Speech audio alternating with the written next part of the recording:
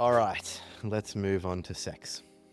So first base was kissing. Yeah. Second base, touching. Third base, Oral. oral. Unsexy sex chat outside of sex time.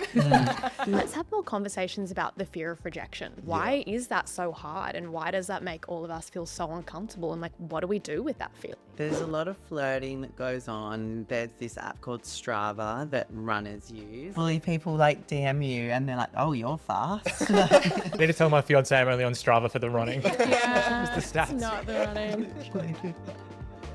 When it comes to sex and dating, there's a lot of confusion out there. From weird porn tropes and TikTok pickup advice to misconceptions about us losing something when we have sex for the first time, to sex being all about the orgasm, through to who should want sex and how often.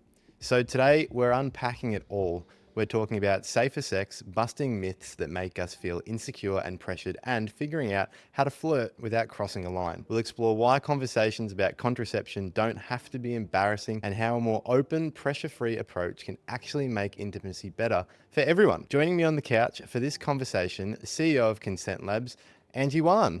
Hey there. Trans woman, content creator and influencer, Mitch Greer. Hi. A singer-songwriter who's never afraid to speak his mind, Emerson Brophy. G'day, g'day. And a writer-podcaster who does about a million things at once, Maggie Zhou. Hello. Welcome, everyone. I'm Anthony Stefanos from Teach Us Consent, and I'm here to learn with you. The intent behind these podcasts is to get into the nitty-gritty of these conversations, which can be a bit complex and they can feel sometimes scary and awkward. So to kick it off and get rid of all those feelings, I think we should start with some what we'd call, quote-unquote, silly questions about our topic today. And then we can hopefully answer them in our chat or revisit them at some stage. Who would like to kick us off? I'll do it. Brave Maggie, let's go. So the thing is, I get cold sores sometimes and I'm still a bit confused about it because I think they are a form of herpes. And then to that point, are they also STIs? So that is my question. Great question. And we will hopefully come back to that one. Mitch, how about you? We were talking about before with drinking and giving consent. A lot of people are doing, when you're younger, you're kind of doing both of those things for the first time. Yeah. And what's the point between giving consent and being too drunk, or how many drinks can you have before you're no longer able to give consent? Yeah. Yeah, absolutely. And we will come back to that as well. How about you, Emerson? I remember being younger and wondering what the time frame is, quote unquote, supposed to be between like first base and home base, to again quote unquote the bases. Okay, yeah, that'll be a good one to explore. And finally, Angie, what about you? How do I know if I'm being love bombed or if I just really like receiving gifts? Oh, true. I think it'd be a nice place to start with chatting about the sort of state of dating and flirting in 2025. It can be a bit there's so many ways, you can meet someone, whether it's through an app, in person, while you're out. And I think it might be cool to chat about openly sort of the concerning things we're seeing in dating trends these days. I would like to kick it off and get your thoughts on this. I feel like there's a lot of pressure these days on the first date, and whether you're into your 20s, whether there's pressure with the person you're going on the date with to sort of be the one and be able to tell within that first date, or even when you're younger and in high school, there's always that, and early 20s, the pressure that the date should end up in sex or something sexual, and it's almost not successful if it didn't when you're, debriefing with your mates. What's everyone think of that?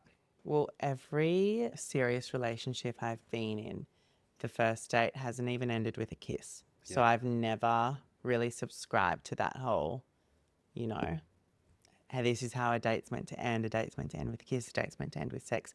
I've never done that because every long-term serious relationship, it's never been that way. So I just feel like you can never judge from a first date. Yeah. But I think Great it's point. true that there is so much pressure that exists, and there's really rigid expectations about whether you should or shouldn't kiss, and what does that say about you if you do or don't have sex. Yeah. And I think to your point, Mitch, that's sort of unhelpful. It really just depends on the vibe that you have with the other person, if you're feeling comfortable or not.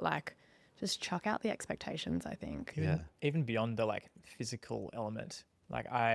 Some of my single friends will talk about going on dates and really trying to be exactly what they think the other person wants from them, and they're sort of following this same sort of first date script that they know works, like, works to get them a second date basically, as opposed to just, being yourself and, being open to having those like playful disagreements and like finding where your personality fits with the other person's personality, and letting that just be what it is, rather than, having to subscribe to this idea that first dates, you have to agree on like these topics, otherwise it's not going to work out or whatever. Yeah, you don't need to be a clone of each other. Exactly. I don't think you should be. Yeah, and the idea of the first date has been so built up in like culture and movies and what we consume that it's almost like capital T, capital F, capital D, like the first date. But it doesn't necessarily have to be that way. I mean, I think of the first time you're meeting a new friend or even like a new coworker, there's always going to be some awkwardness and it's not going to be your full selves. And I think giving ourselves a bit of a break or just some more understanding around that is always helpful. There's always a desire to speak about the first date though with friends before and after it. You're right. And so like, I guess it's just that balance between like acknowledging, oh, maybe I'm talking about it because I'm nervous, but that doesn't mean it has to be. Like, Mitch, your point's so valid. Like, in practice, yeah, all the good dates don't even necessarily end in a kiss or anything sexual. It's just, it's funny that pressure pops up among friend groups or in society. But are there any other sort of concerning or even bizarre trends that any of you have spotted in dating these days? I think there's this false sense of abundance in dating today with people. I think, that saying of, oh, there's plenty of fish in the sea. I think the dating apps and social media has given this false sense that there is plenty of fish in the sea. I mean, there is, but whether there's plenty of good fish in the sea is a different story. So I think that has influenced the way that people treat each other. I think people treat each other as more disposable these days. I think there's a lot less respect than there would have been, say, like when our parents, were dating when they were our age. It was kind of like you start dating the girl down the road and then you marry her, and that's how it is. Whether they're happy or not is a different story. But I think there is this whole false sense that, oh, there's plenty out there, I don't need to show them respect, they're a dime a dozen. You've got more options. Exactly. Like, why do I need to respond to this message? It's okay to ghost someone. Yeah. To your point there, Mitch, it's so interesting that you're talking about how, it's making people feel more disposable, because I almost feel a little bit guilty of this. So I'm in a long-term relationship, but sometimes when I'm with my single friends, like we'll go through their dating apps and we'll go swiping on people. And sometimes you'll forget that it is another person on the other side of that. And at times it's like I'm shopping on Depop or going through a shopping app and almost going through profiles in a similar way. And it's like really dehumanizing when you do observe it and you're swiping left, right, like without much thought, and you're like, hang on, that's another person. And I think something that I have experienced that completely. And the approach that I took was, if I met someone that I liked and wanted to sort of pursue something with, I would delete the apps, which sounds like there's so much baggage on deleting the apps these days because it feels like a commitment. But I found that was what I needed to actually like focus on this one person and actually give that a chance, rather than always being aware of, who the next person who could come along would be. And so that's my advice that I always give to my single friends nowadays. Just delete the apps. You can always re-download them again. Like, it takes 30 seconds. But if you actually want to like cut out the distractions, or like if you want to give this person like as much time and energy as you say you do, then give it a chance and delete the app. How about run clubs? Do we think they're a wholesome new way to date? Because we've spoken about, one of the modern ways, apps. That's, I reckon, another modern way to kind of meet people. I can't speak on this because I don't run. So. I'm a big runner. I run every day, and I do run clubs. Yes. I haven't met the love of my life there yet, but there's a lot of flirting that goes on. There's this app called Strava that runners use. It's actually turned into a dating app now. You can actually DM each other on this running app. Actually? Yeah. Oh my God. Hopefully people like DM you and they're like, oh, you're fast. It's a whole thing. I need to tell my fiance I'm only on Strava for the running. Just the stats. Not the running. But yeah, I mean, I like it. I think it's a wholesome way. You share a common interest You know, and I feel like that's how a lot of relationships start. You share a common interest and you're in the same place at the same time, and, you know. Yeah, that's a great point. I feel like I'd be repelling people, not attracting people at a run club. That's what everyone always says. Yeah. Oh God, I am so slow. But there are so many fun clubs. Like, dare I say, I am going to sound like a nerd, but book club. I'm looking at a chess club at the moment. Hey. So that could be a good place to meet someone. Yeah, absolutely. I feel like a lot of run clubs end at cafes, so you could always just hang out at a Yes. cafe and So then. true. don't have Pretend to- to be sweaty. Yeah. Yeah, exactly. Also, that is obviously a great way to meet people in person. And just to go back to the app thing, if it's done in the right way and you meet someone on there, and that's your how you feel most comfortable meeting and connecting with someone, then that is obviously totally fine. How do we think gender comes into dating in 2025? Do we think men and women approach dating differently these days? Speaking about the dating apps, I know that the experience for like men on like predominantly like heterosexual dating apps are like the male experience is fairly different to the female experience, and it sounds like quite disheartening from what I'm hearing. Like it can be very sort of easy to fall into that spiral where like it's hard to take good photos and you sort of are using old photos and then you're not getting matches and you're wondering like what is the problem with that. And I feel like there can be a big spiral about that, and just a lot of like just negative self-talk. Like I remember experiencing that like when I was on the apps. I met my now fiance on Hinge, but before then, like I remember like feeling like it was the only way really to meet people, because I would always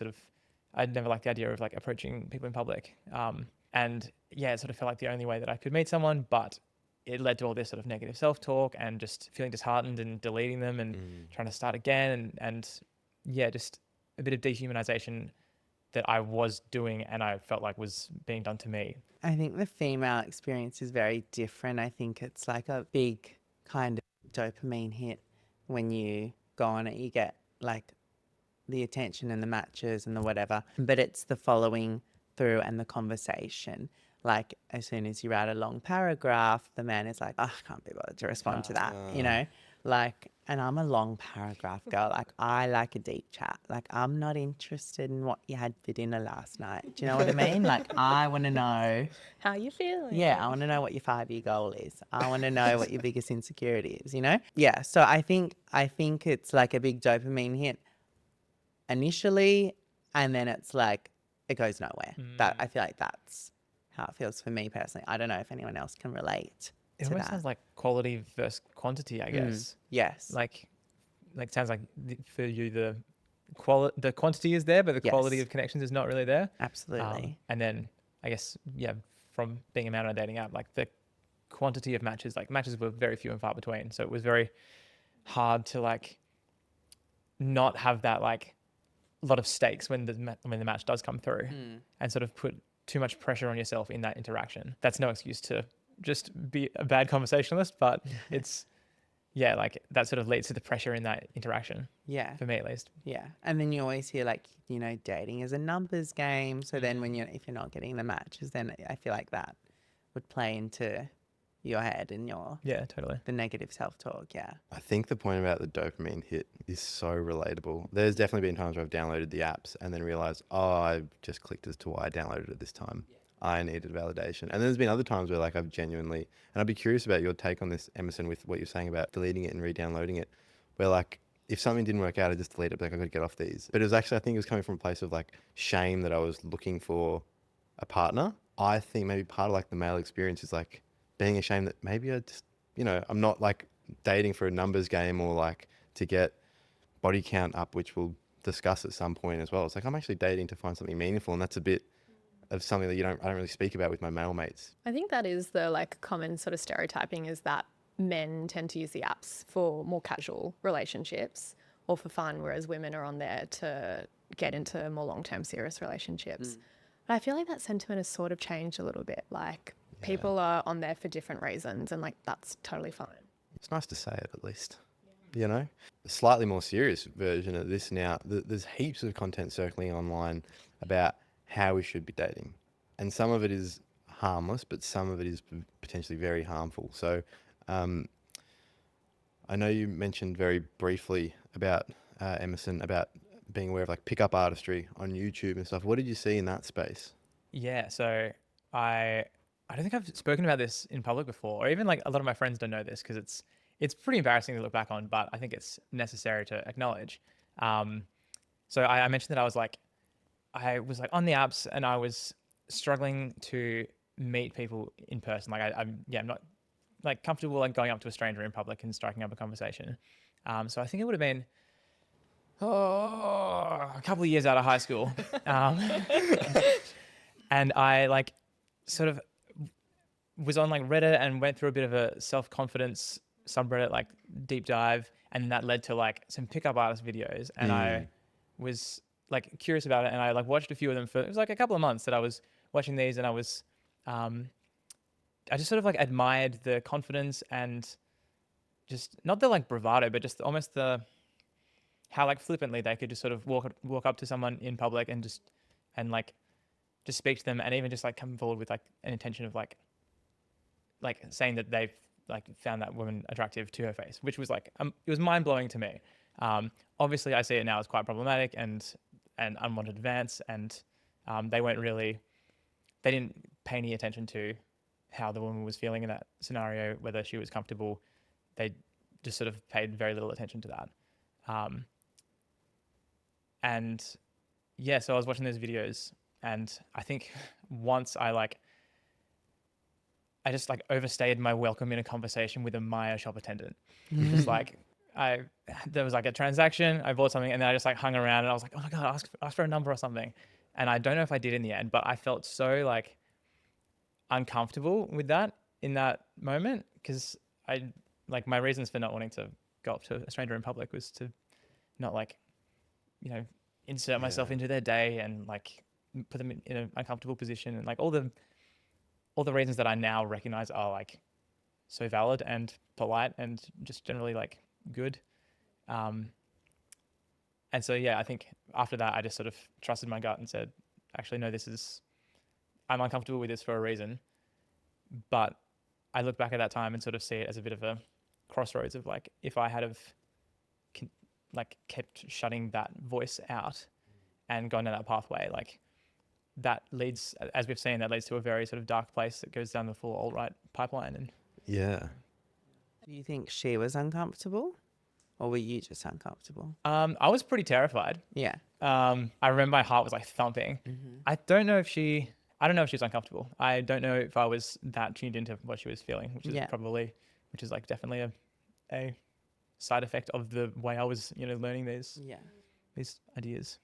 For me, I think the sort of pickup artistry, confidence building is one thing, and I think there's a like place for that for everyone to feel really confident in striking up conversations with new people. But I think the challenge that I have with it is it's often framed like you're sort of manipulating the situation and getting to know someone, and it really positions women as a homogenous group. They don't have agency, they don't have intellect, they're not human, really. It's like you follow these steps and they're going to respond to you in this way, and they're going to think of you as a certain type of man. And it's all about sort of the power imbalance that you're trying to create. So I think when it like steers into that, I start to feel a little bit uncomfortable. And definitely. I can totally understand why people lean into that, because like putting yourself out there and getting to know someone and like striking up a conversation is so scary. And for me, it's like, let's have more conversations about the fear of rejection. Like, why is that so hard? And why does that make all of us feel so uncomfortable? And like, what do we do with that feeling? Because that's sort of what we're avoiding. We should talk about that feeling of rejection in a moment, but and you just touched on it there a little bit, but like Maggie, why do you think it sort of this pickup artistry has existed in the first place? And yeah, like I said, you just touched on it there, Angie, but like what problem is it solving for young men that they feel like they need this? Yeah, I think even regardless of gender, especially when we're moving through the world and exploring, sexual relations and romantic relationships, we are seeking kind of role models from different places. I think I still remember like when I was a teen, you know, yet to have my first kiss, etc. I was on like WikiHow, how to kiss, right? And I'd get so annoyed at these forums and people like, you just know how to do it. I was like, give me a step by step. Like actually, because it's a scary territory to navigate. And sometimes you actually just want someone to tell you what to do or like how you can quote unquote succeed. But that's not what success, at least to me, you know, looks like in sex and relationships. It's not ticking a box or doing what you think is expected of you. And when we have such binary definitions of relationships and sex, like it makes sense that people fall into these pathways because the answer is way more complicated. Yeah. Like what Angie's saying, we're not homogenous. We all experience desire and attraction, etc., differently. So it's like, sorry, there's not a guy on YouTube who can tell you everything, but it's nice to think that there is. Yeah, that's a really good point. And do we want to circle back to that conversation about rejection? Like, what do you tell young people when you work with them about how to deal with that? Yeah, I mean, I think experiencing rejection is like a shared human experience. You're going to like move through life and you want to be able to put yourself out there and like try new things and challenge yourself, and you're going to experience rejection. Like that is inevitable for all of us. You experience it like, yeah, in relationships, in career, like in so many different fields. And it's okay to feel embarrassed or hurt or upset or like any of those emotions, but how you then act on those emotions is the really important thing. And I think for the most part, people take that sense of like shame or embarrassment and like turn that into a really unhelpful response and like lash out on other people. And I think we all need to practice sitting in that discomfort a little bit more. Yeah, I think everyone should feel rejection. Yeah. It's like growth. Like Yeah. everyone should know how that feels. Yes. And I always think like when you do get rejected, like who's going to know? You and that one other person. Like Yeah. no one else knows, Yeah. you know, who cares? Yeah. And to that point, sometimes when I'm sitting with shame and embarrassment, the way I try to work through it, because sometimes it's really uncomfortable holding it just by yourself, but it's actually to share it with a friend, like telling someone, like kind of almost joking or at least sharing that burden, and it feels so much lighter afterwards. You're not holding on to this very embarrassing thing that just happened to you. But, you know, I liken it to sometimes when I have like a really big pimple, I sometimes have to, I feel like the urge to tell someone like, oh, I've got a big pimple on my face. Yeah. Like Yes. I'm aware. Acknowledge it. Yeah. I'm aware of this and it happened. Pimples are fine. But like as an example, yeah, we can share that load. And just generally not taking yourself so seriously. Like Yeah. it's so unreasonable to expect to live your life without experiencing discomfort and rejection and all these kind of negative, or like on the surface negative experiences that you can then look back and be like, you know what, I'm glad this happened. It's silly to try and avoid those or try and pretend that you don't experience those, because we do all experience them, and we can laugh at ourselves and laugh with our friends about it. I personally feel like, and I don't know how if any of you will relate to this, but you know how you got that inner voice, or I have that, I'll use I because I don't want to speak on behalf of anyone else, but you know, I have that negative inner voice of like, oh, I'm not a good person. I'll wait till they get to know the real me. They'll hate me. And then the rejection after speaking to someone for 3 days is like evidence that every one of my deepest, darkest fears is true, but it's not. Because when you're not vibing with someone on an app and it just doesn't really work out, or it fizzles, or you tell them, you know what, I'm not looking, you don't know any like that much about them at all, and it's usually just a you thing.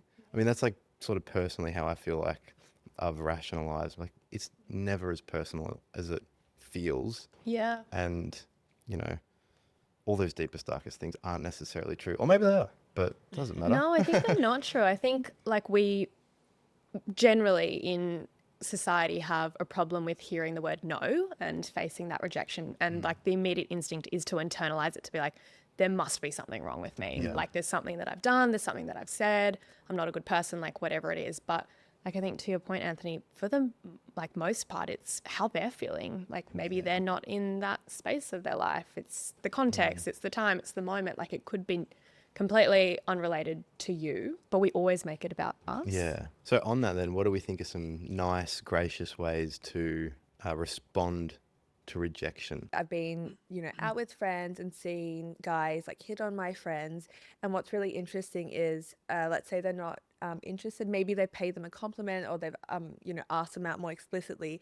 I think there's a big fear of seeing how a guy will react to that rejection.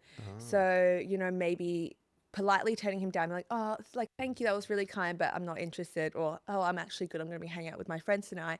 But being aware of how that man might react, because it could be a little bit scary turning down someone, especially what Angie said before, no one likes hearing no, and we understand that. So when I've witnessed men being really courteous and being like, oh, that's so fine, like, thank you, enjoy your night, just really chill, like it's no biggie, it's really nice, and you leave that interaction feeling really good.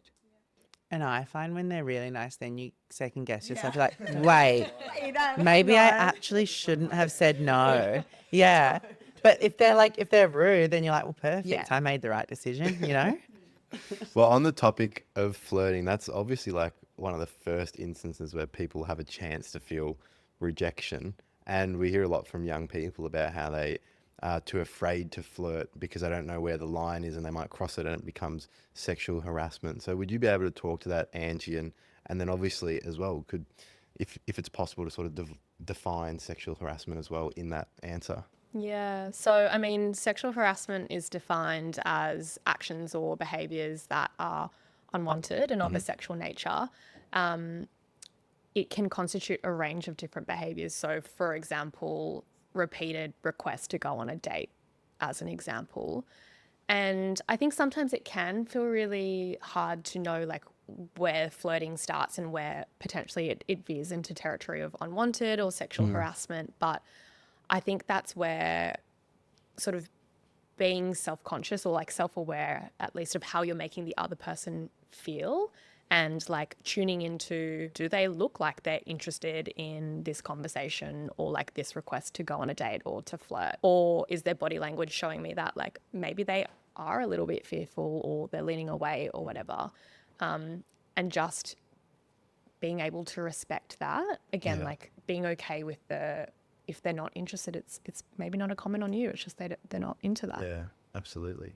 I think flirting, whenever I speak about it with friends, I don't know how all of you feel, flirting is always so fun to talk about. It's like it's a fun part of the dating experience. So bearing in mind, obviously, crossing the line would be sexual harassment and unwanted advances would constitute sexual harassment. But is anyone comfortable sharing what they enjoy receiving in terms of flirting and then what they like to do when they're flirting? Because I think it can be really fun and that should be one of the focuses if everyone's doing it in a consenting way. As something that's like really small, I saw this on TikTok, actually, a friend actually kind of asking for advice around confidence and flirting, and someone was just like, sustaining eye contact can be really sexy.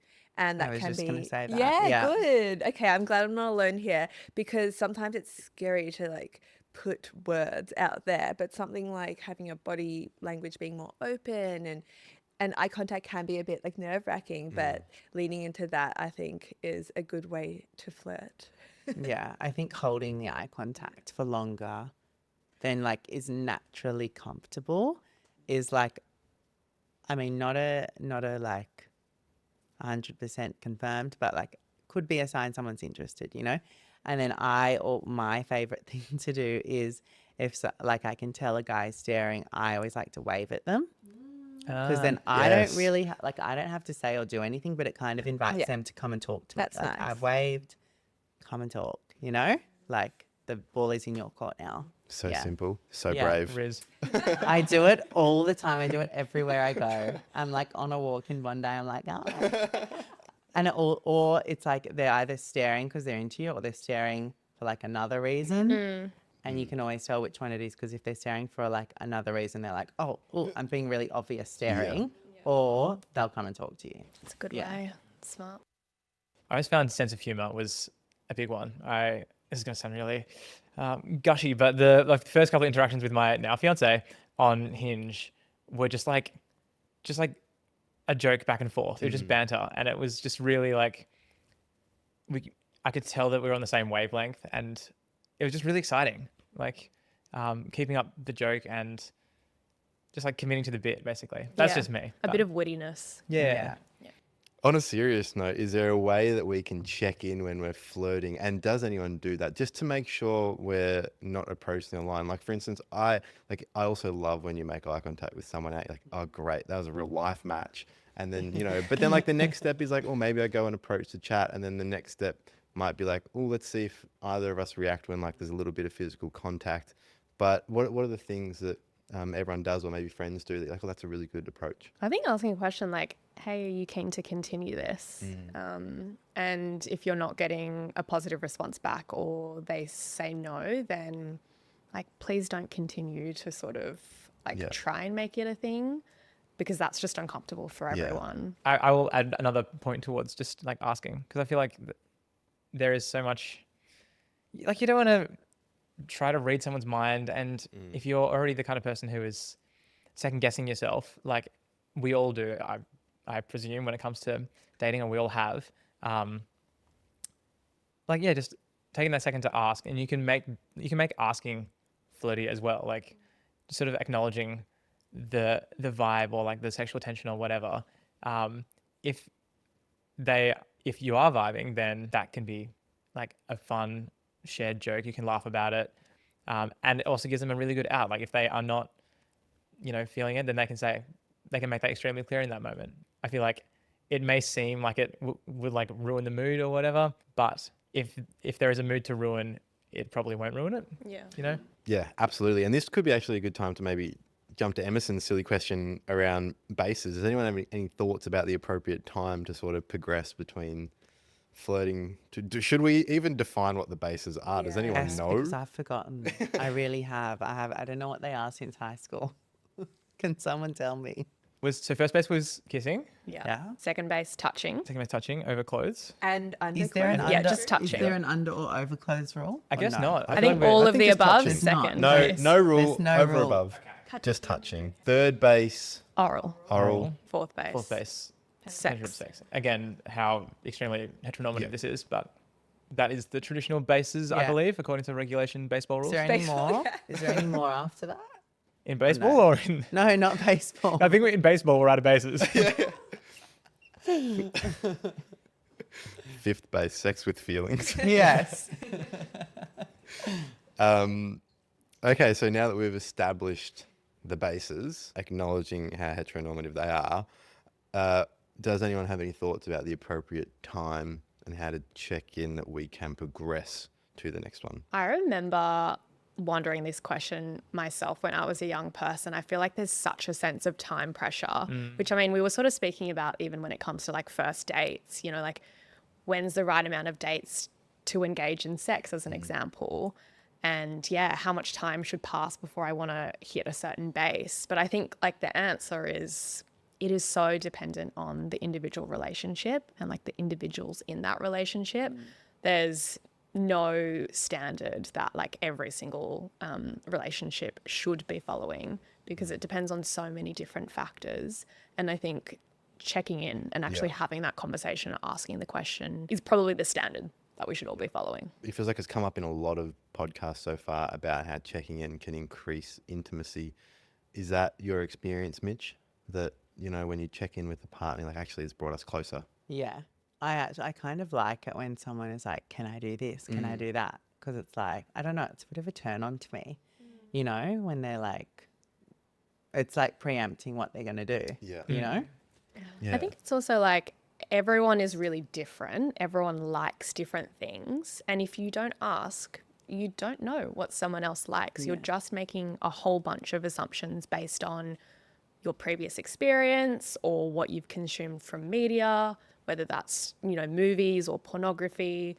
You don't actually have an idea whether the other person wants to try that or do that, or whether that feels good. So yeah, I completely agree that asking the question and checking in does increase intimacy, because you get to know them better. Even like with the timeline, like I might be going through something where I want the timeline to be a lot longer. Like if I'm going through a breakup, I might not want to be touched for months, but then if I'm, good and recovered or whatever in a like healthy spot, I might be keen for it on the first date. Who knows? It changes. Yeah. Even like with the same person, their timeline changes. And to your point about communication as well, I think what's been really helpful for me is actually kind of having like unsexy sex chats outside of sex time.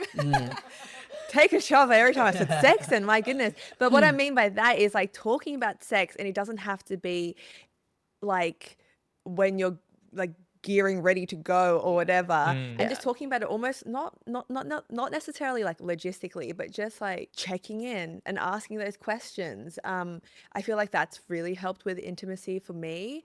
And it was so scary to do at the start, but I actually think removing these conversations away from like the bedroom time makes it easier to have.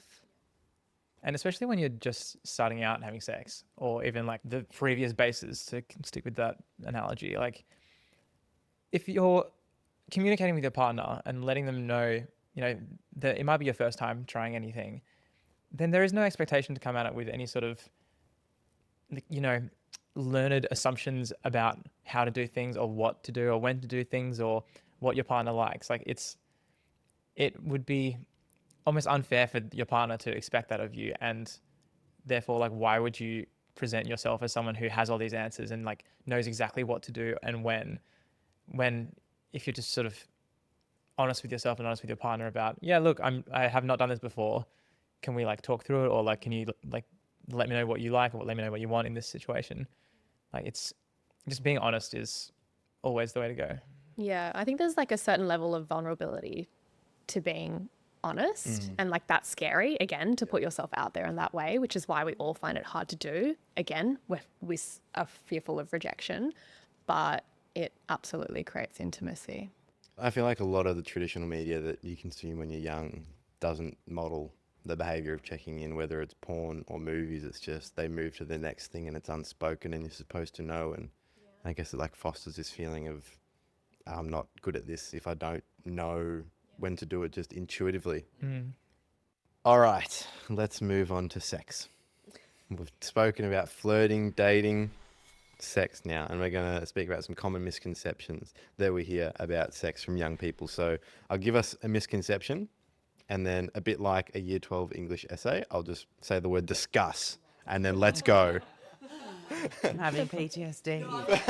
I'm in my element. Locked in. First misconception, that it has to hurt the first time, or that it's going to be super smooth and mind-blowing. I think the expectation that it's going to be super smooth and mind-blowing is like setting us all up to fail. I think sort of what you were just saying, Anthony, like that's what we see depicted in movies and shows and pornography, that like you intuitively know exactly what to do and what that person likes, and there's no conversation about it. It just like all happens and it's like steamy, and like that's just not the reality. You think about any new experience you've ever had, you've got no idea what you're doing. You're probably going to like fumble the bag a little bit. And I think we just need to normalize that like sex can be a bit awkward. It can be funny as well. Like there can be a little bit of laughter, and like that's fine. Yeah, you're so right there. I'm just going to lay it all out there. Like, I mean, to be honest, when I look back at my first time, I wish me and my partner were able to embrace like the awkwardness of it more better, because at that time I hadn't watched porn. When we're talking about movies, it was a fade to black. What am I seeing? I actually had no idea what really was going on. And I wish I could have admitted that and we could have talked about that more, but it's really vulnerable and it's really like hard to, it's a bit embarrassing too. So I just wish we could have had the conversations like more about it before it happened. I think in answer to the question of does it does it have to hurt, or Well, the misconception is that it has to hurt it the has first to hurt? time. I don't think it has to, but for me it did, and I think that's a very common normal experience for it to hurt. Yeah. Yeah. I think it's just like probably everyone's first time is a little bit different. And like the conversation we were having a little bit earlier around what does the first date look like, there is like no normal. Everyone's going to look a little bit different. There's no need to put pressure on that experience. Yeah. And I think on the like unsexy sex talk, I think it's fine to acknowledge that like sex is a skill. Like it's something that is a bunch of movements that like you don't do it until you do it. And it takes like practice to like get the like rhythm of things, and there's just new sensations and feelings, and like it's like the notion that you're gonna do it for the first time, whether you've watched like seen sex in like videos or whatever, or not, like that you're gonna know what to do, you're gonna be great at doing it, it's gonna feel amazing. It's just such a high bar, and I feel like it's good to acknowledge that, like, yeah, it's goofy as hell, and like you can laugh at it and realize it's awkward, and that like brings you so much closer to your partner. I think also like when you're having sex for the first time, a lot of the time the person you are having sex with also has not had sex before or is also very inexperienced. So I don't think they're judging you. I don't think they're taking notes. I don't think they're like, you know, rating your performance, so to speak, you know? Yeah, exactly. Well, let's move on to our next misconception about sex, and it's that only penetrative sex counts as real sex. Discuss. False. Yeah. That's it. I think that's like such a heteronormative view of sex, and like completely alienates different sort of gender and sexuality identities from the sexual experience. But like that was the dominant narrative when I was growing up and For sure. through That's school. what I thought when I was a kid, for sure. Yeah. Yeah. And it's false. Perfect. Easy one. Next misconception. Orgasm is the goal of sex. How do we feel about that as a statement? Well, I feel for me, that is not the case, because sometimes I just can't get there sometimes, but I still feel satisfied. But it's like, yeah, it's not always the goal for me. Like sometimes I'm actually too tired. I just can't, you know? How could we maybe then create a healthier goal for young people to like think about when they think about sex? I think it's just, again, communication. Whatever you feel like is a reasonable goal in that moment, in that interaction, like just talk and like actually listen. And again, like not sort of bring your ego to it. Like if your partner says, actually, like I'm not going to get there tonight, I'm too tired, they're probably not like lying to you for whatever reason. Like they may just be too tired and it's not going to happen. And It's never about my partner. Yeah. It's like about me and the day I've had, you know? Like it has nothing to do with anyone else. I think the goal for sex for me is for me and my partner to have had a good time, whatever good might mean. And that doesn't have to look a certain way, and that can change day to day. I have felt that pressure though so strongly, and I think especially as a woman, when we speak about the orgasm gap and that we need to be orgasming more, you're like, am I letting down everybody? Yeah, but it's like, I think what's really helped is expanding the definition of sex and intimacy as well, and feeling satisfied with where you are at and what you want, and no, it doesn't have to look a certain way, because yeah, I used to feel a bit of shame around that too, but now I can own what sex looks like to me and what makes me feel good, and that's where I am now. I think also what you were saying with the orgasm gap, I think a lot of men see that and they're like, no, I need to get you there. And they sometimes will not take no for an answer. And you're like, no, I just can't. Like, and they're like, no, I want you to. And I'm like, no, I can't. Well, that leads into sort of another point. That do you think this misconception of orgasm being the goal of sex results in people continuing to have sex when they no longer want to? Because you know you've got to quote unquote finish. Yeah. How do you finish having sex unless you've finished? Personally, for me, yes, that has been the case. can definitely reflect on taking that journey from like, I would be really uncomfortable if I like had an orgasm and my partner hadn't, and so I would be sort of want to insist, and then sort of I don't know how to phrase this well. Like you care about their enjoyment Yes. as well, and you Yes. don't want it to be one-sided. Yeah. I've now come at the other end where it's like, yeah, just listening. Like if it's not going to happen, it's not going to happen, and that's totally fine. And like, I think also when there's pressure, yes, when someone else really wants me to get there, then I'm like, okay, well now I can't. it's never 'Cause going to there's too work. much pressure. Yeah. Yeah, because now I feel like I'm performing for someone and Yeah. doing like a show or something, Yeah. you know? Like, I think what I love about this conversation though is that we're talking about female pleasure and enjoyment in the act of sex. Because I think for the longest time, and like particularly when I think about sort of the narratives when I was growing up, it was all about male orgasms and like male pleasure as being sort of the finish line. Like there was, if the man finished and like the other party didn't, doesn't matter, it's done. So like, yeah, I'm really liking this conversation because we're talking about everyone's sort of enjoyment in the act of sex. Yeah. Absolutely. And the offer's always appreciated. The Oh, offer's always always. appreciated. Yeah, but ask. whatever the answer is needs to be respected. I Yeah, think. absolutely. Yeah. Because to your point, Emerson, when you're talking about your experience, and like I feel like I've been on the receiving end of that, and it's such an interesting feeling because it's incredible to have your like pleasure being cared for or being thought of.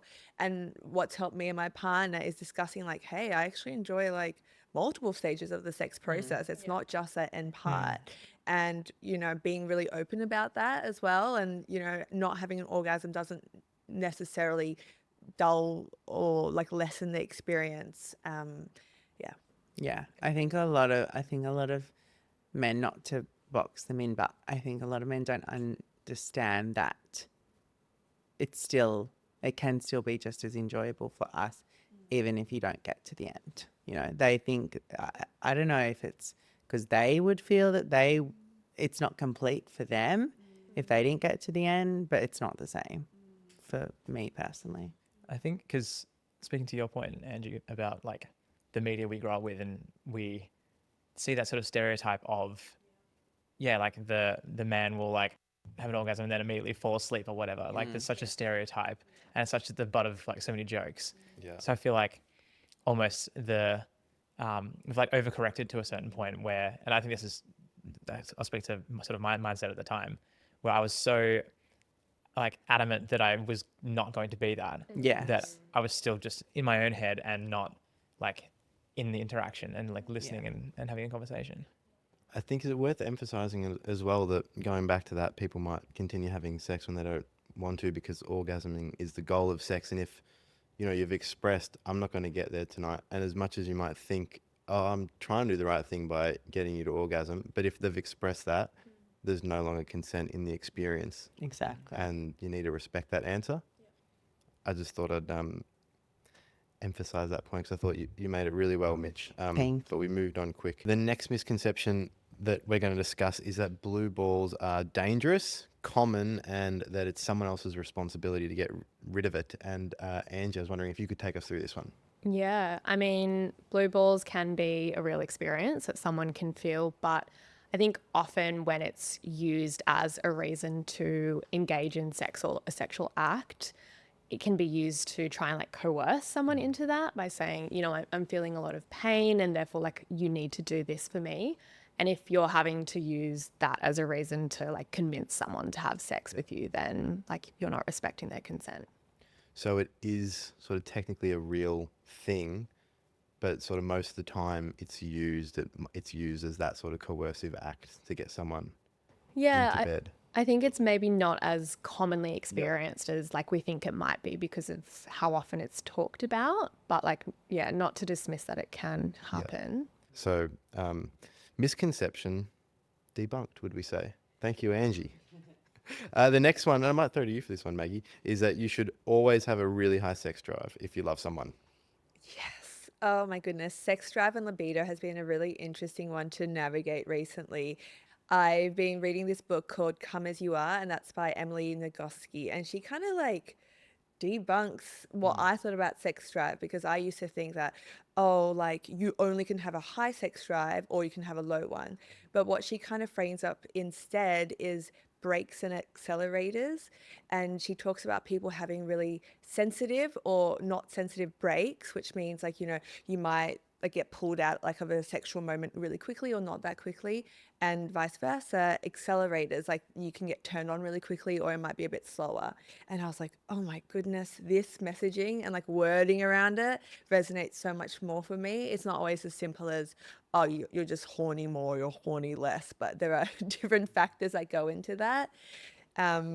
So for me, especially someone who's been in a long-term relationship now for almost a decade, that's really helped me reframe what sex should look like, and that it's not always going to be like the same amount and you're always going to be matching up with a partner, but it's something that can ebb and flow for various reasons, and it doesn't mean that you love someone less or you like want them less, but we should respect that these change throughout seasons and for different reasons. You might have had a bad day or else Yeah. otherwise. Yeah, great. That's such a great answer. And so now we'll move to the next misconception, which I think is actually going to touch on your silly question, quote unquote, Mitch. Not that it's silly at all, but the misconception is that if you have a drop of alcohol, you can't consent to sex. Who feels best placed to take this one? I can. I mean, there are laws at a state and territory level, so at a jurisdiction level, that deal with consent and intoxication, and it does vary state on state. But I think generally, if you are intoxicated, whether it's through alcohol or other drugs, then you can't give consent. And I think there's a bit of greyness around that, right? Like you can have the legal definition, but how do you know that in practice? It's not always so easy to determine whether like you're intoxicated or the other person or persons are intoxicated. But I think that goes back to what we've been talking about, like check-in. How are you yourself feeling in that moment? How are the other people feeling in that moment? Like, can you hold a conversation? Is there slurring? Because if you sort of any of those signs are present, then it's probably safer to assume that they're intoxicated and therefore can't give consent. We also conveniently have a whole podcast episode on alcohol and capacity to consent, so you can have a listen to that one if you'd like a more in-depth chat about that. But it was a great answer. Thank you, Angie. To finish off, I think we should discuss some sort of buzzwordy phrases that we see thrown around these days in dating. But I think they can actually be really harmful because they're thrown around so much. I think the value and the meaning they have actually is lost a little bit. So we want to start with body count. It's a bit of a weird term. What does it mean? And does it matter? How does everyone feel about that? I believe it's defined as the like number of people that you've slept with, basically. And I'm not sure if the definition includes like it's just talking about sort of full penetrative sex, or if it's open to sort of all different forms of sex. I think the way that I grew up knowing it, it was like full penetrative sex, and it's like it's not a big deal really. Like again, it comes down to your own thoughts and feelings. I think it's one of those things that you sort of hear this scary term body count, which is obviously like a reference to, kill counts in, military sort of environments, which is gross in itself. Right. And we sort of are told to care about it, but I think it's important to sort of check in and be like, actually, how do I feel about this? Do I care about it? Like possibly not, probably not. I know that a lot of the, it's the definition of a double standard. I feel like we see high body counts as, in sort of school environments or sort of friend groups, a high body count for men is a desirable and like sort of macho trait, but a high body count for a woman is not. And I feel like it should not be in anyone's mouth. Yeah, I think the way that it's interpreted is very much defined by your gender. I completely agree with Emerson's take. And I think for women, it's seen as a bad thing if you have a higher body count. And for me, that really speaks to, I think, a belief that's sort of held or has been held in society that sex for women only plays sort of a reproductive function, as opposed to it's not meant to be for pleasure. And that sort of ties into the conversation we were having before around there never used to be conversations around sort of like females orgasming. Whereas for men, it has been tied to men's pleasure. And I think that's why we sort of see the disparity between body count between genders. To throw in a curveball though, so I've had one sexual partner, right? And as someone who would call myself sex positive and, I surround myself with very sex positive people, I have definitely felt shame about having like a low, I don't even want to say body count, like it just feels so weird to say, but I think for me, it was working through the expectations that a young 20-something person and the sexual experiences you're almost expected or you think you're supposed to have, and kind of redefining that on my own terms and realizing that to be sex positive, it goes in all directions, right? So I do think in a way, I think this is like a much more like minority point of view, but you can feel. No, I yeah. think that's such a valid experience and I think what you've highlighted, Maggie, is how confusing it can be to be a woman. Yeah. I think especially in this day and age where we're sort of coming out of like a period of time where, you know, women weren't seen to be sexual, and now we've sort of gone into this like sex positivity movement, and it's like, well, where do we actually land? Like, what do we expect of a woman in 2025? And I think we're sort of still like figuring that out and moving through that.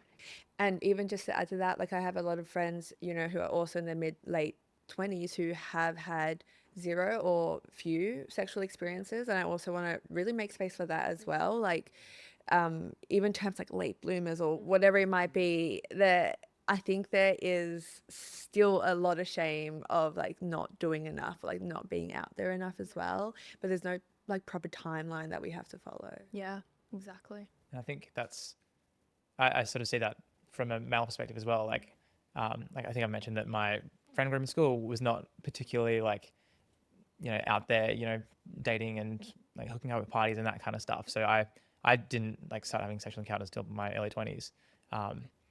And I feel like there was a moment where I, like, when I did eventually lose my virginity, it was with a partner who had more sexual encounters than me. And so I just sort of had to, like check in with myself and say, like, do I actually care about this?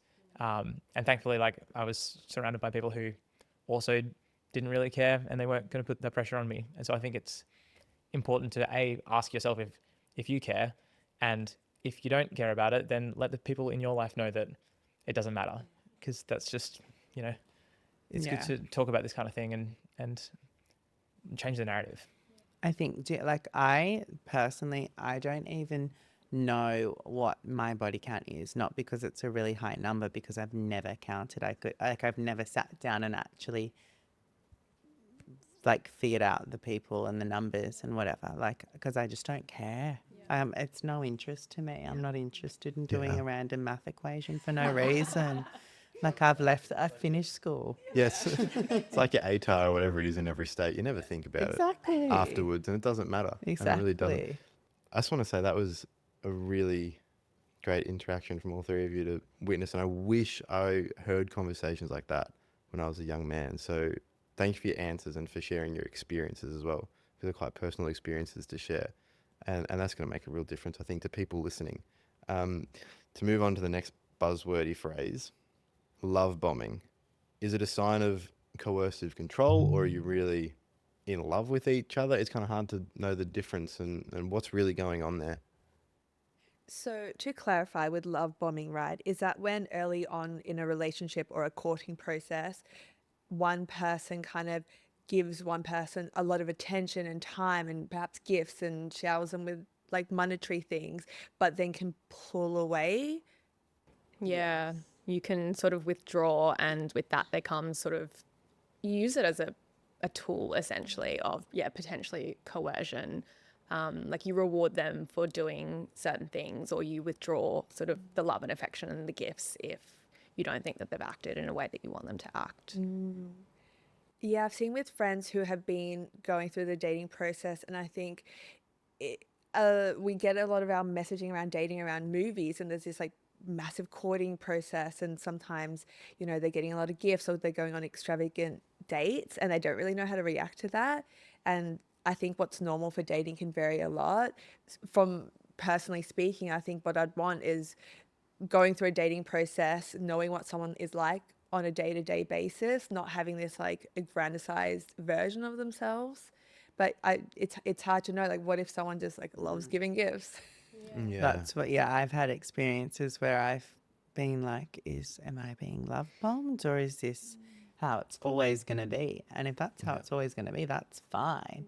But if you're like doing something out of the ordinary that you wouldn't do to gain control over someone, or for any other reason, any other unpure reason, then yeah, I'm not a fan. Even if it's not like consciously doing it to gain control over someone, like if you're just showering them with love and affection and words of affirmation and gifts and like everything just to try and like win them over or present yourself as like the ideal romantic partner or something, again, like you're just trying too hard. Like just be yourself. Like that's literally all anyone wants in a relationship. They Yeah. want to know the other person as they are.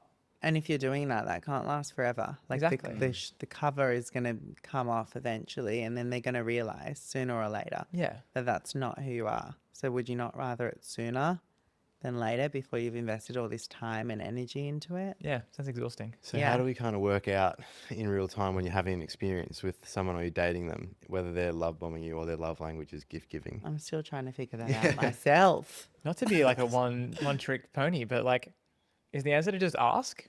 Like, or is that Maybe I'll try that next time. I think it can also be if you don't feel comfortable asking, or if they respond in a way that you feel like might be disingenuous or isn't lining up with your sort of lived experience, it can be, how does that make you feel? Like if you feel really horrible in that relationship, or you're not feeling validated as a result of them like not giving you that affection that they've sort of like made you feel used to, then that's probably not a good sign. And I think it can also be a good impetus to like turn to a close friend as an example and be like, hey, from someone who is observing this relationship from the outside, but like, you know me really well, like, would you say that this is a healthy dynamic? Like, Yeah. yes or no? Yeah, that's a really great approach, actually. And asking, it gives them permission to give the feedback, because most people might be able to see it, but not feel comfortable to make that comment. Well, that's all we've got time for, but I feel like we've answered so many questions. And if we haven't answered a question, we've had a really sort of robust conversation around it and modeled how to have that kind of conversation respectfully within your own friendship group, if you're comfortable to do that. And so thank you all so much for being a part of that. It's been super informative. I'm really grateful you all came in today. Thank you, Angie. Thank you, Mitch. Thank you, Maggie. Thank you, Emerson. Thanks for having us. And for more information, you can go to teachusconsent.com or Teach Us Consent's Instagram page.